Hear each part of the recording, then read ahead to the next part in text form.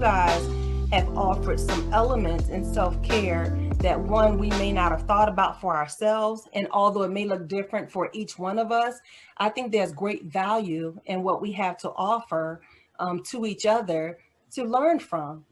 Because if it worked for you, it may work for me. Or if you tried it, I try it, it may not work for me, but I may find something that worked for me. Just, so I think us talking about this topic is very necessary. Mm-hmm. It's very necessary and it's very warranted. So if you can say anything to anybody that could be watching as an element of encouragement, what would you tell them about self-care? And you can start, Kortni, please. I would just say be patient with yourself. If self-care is something that is new for you, and that's what I'm hoping, is that we can encourage someone that has never taken the time or even thought about incorporating self-care into their routine. So if this is something new for you, just be patient. You may not see results right away. You may not feel like your self-care practices are making a big difference in your life immediately, but that's the way that it's supposed to be. It's like planting a seed. So that seed requires water and sunlight and fresh air and patience, and it will develop over time and it will transform your life. Self-care is all encompassing. So if you're looking for something that's gonna change your life for the better in every area, in terms of your physicality, in terms of your emotional development, in terms of your spiritual and development, self-care can do that. So it's something that's all encompassing, and it requires a great amount of patience. So thank you, ladies, for inviting me to participate in this conversation. I hope it's blessed someone else's life, and it's truly been eye-opening for me. I've learned a lot. I'll have to go back and meditate and process everything that we talked about today, because we talked about a lot of different things. We did. And thank you so much, Melissa. She is my sister. We have these conversations all the time. So thank you for inviting me, and big love. I love all of you, and I hope that we can all grow from this moment. Thank you. Ooh, Kortni, well said. I just am going to go back to Odessa Campbell and Noni P. Loud, and my maternal and paternal grandmothers, who taught me at an early age that self-care begins with self-love. And self-love is an act that gets even more consistent and full over deliberate action and time. And so for anyone listening who's like, where do I start? Wherever you want to.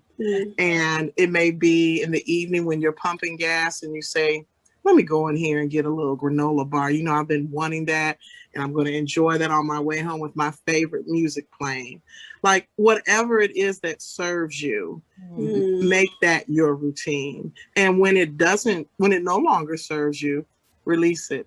And you will then create space for something else to find you, or you will create a new ritual or routine that serves your self-care path. And I just say, have fun with it. Have fun with it. If you need to grab a few books or your favorite amazing journal with the best fabric from like Barnes and Noble, do whatever you need to do to make it momentous to you, but have fun with it. Yep. And Renee and Tish, y'all are like, I added y'all as besties in my head. So we got I know the podcast may be over, child, but y'all gonna talk to us again. We live in Atlanta. Y'all not far, so holla at us, okay? Okay, we got you. We got you. I am certainly most grateful for this opportunity, and I'm sure Renee. I am. We're both most grateful for the opportunity, and especially speaking with the both of you. You are so enlightening to me, and I love being able to be a part of a space where, you know, we as women, we can love each other, and we also can love ourselves, and we can be okay with that. And I don't feel like there's anything more that we need to say, because I'm telling you, the offering that you give of yourself is the offering that people will remember. So I think if we can just be our best selves, so that we can be our best selves in the areas that we can best serve in, then we're doing great service. And I believe that's what it's about. So we do appreciate you ladies. We appreciate your time. We don't take it for granted. And just for the record, Melissa, when you were sharing that you and Kortni, she's your sister, and I was like, I'm your sister too. I'm your sister too. so Forgive me. Right, exactly. I'm glad there was some reciprocity there. So Renee, we have just joined, you know, we're all sisters. Clearly, yeah. I'm here for it. I'm here for it. That's what it's all about. So thank you. And certainly we would love to have you back on any occasion, because I just love the time that we've spent here. So so we thank you for your time. We appreciate your offering. We appreciate giving of yourself. And so you have been with Women Living Intentionally.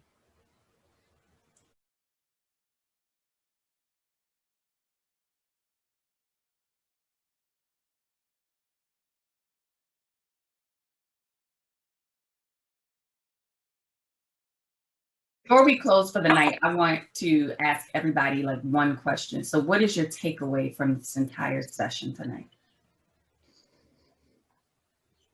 I'll start, because I was just gonna just restate something that Melissa said. And like we mentioned earlier, we said so many things.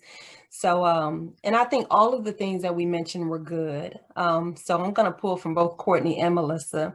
Melissa said in her closing, when she said, start somewhere. And the reason I think that's important, or at least a takeaway for me, is I think so many times we get caught up in timing. And we have this thought of, you know, if I didn't do it then I probably shouldn't do it now. And then, you know, today becomes tomorrow, and tomorrow becomes the next day. And before you know it, that has turned into days, into weeks, and now we're into months. And then by the time it's all said and done, it has never gotten started. So and so the other thing is, Kortni mentioned it earlier, and we kind of touched base on it. We have to give ourselves grace. We have to allow ourselves to, you know, do things that are okay for us. And your okay may be different from my okay, but it still is how, and both of you touched on this is still how I self-care. So understanding what self-care looks for us individually, and although it may look one way for me, it may look some way for you, it's still your self-care. And so my way of self-caring is my self-care. So just being okay with how you have individualized your own self-care, and being self-aware, and giving yourself grace, and being okay with starting. Oh, you had a lot of takeaways. All right. I love it. Hey, these were good. Love it. Kortni, what is your takeaway from it? I was thinking about, I heard a few people mention the toxic energy, and what to do with that toxic energy. Like I keep going back to that, because I'm the type of person, like if you tell me something, I'm trying to figure out a solution, or, you know, I'm not necessarily dismissing the toxic folks, but I'm trying to figure out, like, how do we figure this thing out? So I went back to a doctor, an article I read about people that are toxic, and how their energy can almost be like secondhand smoke. It's just as dangerous. And I think within our communities, if we understand that that negative energy is contagious, Yes, it is. that it's real. It's not just a figment of your imagination. Like, you don't just meet a person and you just say, oh, she got a stank attitude, and you just dismiss it. We have to realize this is really happening, and it's toxic, and it's dangerous, just like secondhand smoke, because that bad attitude it can lead to stress, and Mhm. stress can lead to poor health conditions.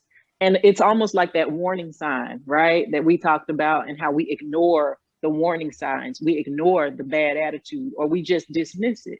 No, it's real, it's dangerous, and it needs to be addressed. So that resonated with me. And then also about community, and how we just all contribute, and we just create this beautiful fabric, and all of us have different experiences and different ideas, and just how wonderful, and how I'm just so grateful for this opportunity, because it's easy to shut down and to shut up in your own house and your own, you have your own stuff. We work so hard as Black educated women. We work hard, and we can really shut down and just do our own thing. But to reach out and to grow together and to keep connecting with each other, I think that's everything. And I'm just so happy to be here. And that's my takeaway, the community that you all are building. Thank you. Renee? I had a couple takeaways, but that I can wrap up in one. I think that just reevaluating, and not just me per se, but across the board, reevaluating your tribe. If the tribe isn't serving you, then no matter how you may feel about it, sometimes you have to let it go, because that could be what's hindering you. So I think for me that was a big aha, because sometimes you think because you started with someone that you have to finish with that person, or that they're going to go with you, and sometimes they got to be left behind. And it's okay. I think that's the biggest thing for us. We have to be okay with releasing something that no longer serves us and move on. And then boundaries, I guess, again, like I said, they go hand to hand. You have to set boundaries, because if you don't, you'll find that you're the one who's being pulled in every direction. And then you will lose sight of yourself. You will lose the time that you need to take for yourself. And now you're overwhelmed. Now you're stressed out. Now, back to what everyone else was saying, now you have all these health issues because you didn't allow yourself the time that you needed to refuel. And so you're trying to fill everybody else's cup, and you're all empty. So you can't really give anything else. So that's my takeaways. And Jesse? I was just going to say two things. One, so self-care is like the seatbelt that you put on when you're before you start driving your car. It's kind of like that seatbelt protects you. It holds you down if you happen to get a jar. It is a reminder that you are on a path going somewhere, and wherever you are going, that's where you are supposed to be. I don't know, it just is like my comfort. And I'm always telling my 81-year-old mother, let's not drive on while we are FaceTiming, and where's your seatbelt? And she's like, oh, I forgot. I'm like, that's the first thing you do. So almost like on the airplane, when they're talking about safety, and put your mask on first. Put your mask on first. So make sure we as women are putting our masks on first, right, and then tending to the others. You can't help anybody, and you can't pour from an empty well. You've heard that before. And secondly, and lastly, and probably most prolific for me this evening, is that there's just such power in the collectiveness of women. And I know that we are Black women, and I have white women friends, but tonight I'm talking about the sisters. I'm talking about every melanin hue that is out there, and from the light brights to the chocolate beauties. I am just very happy to be in the space with you all, and I feel like it was divine order. And I'm leaving with two new besties. I got my boo over there in her sunshine yellow, Kadetra Cooper, and my boo here in Atlanta, Kortni Boyd. And I just feel like super blessed and very grateful. And y'all are on my prayer list. I'm be praying for Renee, praying for Tish. Thank you. And I just thank you for having us and letting us just show up and be our authentic selves. Yes. Yes. All right, and I will just close with the fact of the one that just stood out to me from the beginning was taking ownership. Like, you are literally the main character in your movie. Absolutely. And you need to let everybody else be the supporting cast and you handle your business. And Melissa, when you stated, you know, it's okay to become and unbecome, you know, I give myself permission to change my mind. And everybody else needs to be okay with that. Period. Yeah. As Melissa, flat out. Right. Flat out.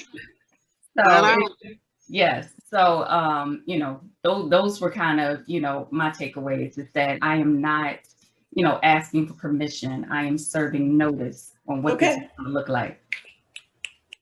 So, thank you all. Thank you. This has been just a wonderful conversation, and I look forward to the next one. Yes. Yes, ma'am. Nice to meet you, ladies. Nice to meet you. Nice to meet you all as well. Thank you. You guys were a pleasure to speak to. Oh, thank you. So much. Thank you, Kortni, and thank you, Kadetra. Yes. Thanks, ladies. Kortni, Melissa's about to give me your phone number. We will be on a text. Okay. Love y'all. Love y'all. Bye. You too. Bye-bye. Good night. All right.